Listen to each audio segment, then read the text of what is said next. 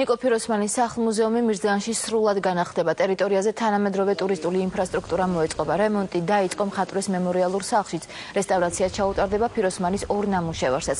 მიმდინარე სამუშაოები კულტურის მინისტრმა დაათვალიერა და ფიროსმანის სახლ-მუზეუმს ავეჯი, კომპიუტერი და პლაზმური მონიტორი გადასცა.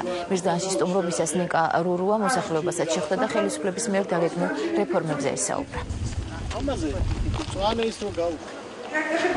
საუცილებლად უკეთესი გზა, რამდენიმე კილომეტრია მოსასვლელი გაკეთებული, რომ ნიკოლას კარმიდამო და მისი მუზეუმი იქცეს მთლიანად რეკონსტრუირებული კახეთის ყველა ტურისტული ეკონომიური აქტივობის ნაწილად. ასევე რეკონსტრუქცია უტარდება, რესტავრაცია მის ისტორიულ კარმიდამოს, მის სახლს. ჩვენ გასულ წელს მუზეუმს ჩაუტარეთ რემონტი და სახელმწიფო აკეთებს ყველაფერს, რომ მაქსიმალურად მოწესრიგდეს აქ ინფრასტრუქტურა, ათაბეთი ხალხი მოვიდეს, მეტი ტურისტი მოვიდეს და ეზიაროს ამ უდიდესი მხატვრის შემოქმედებას.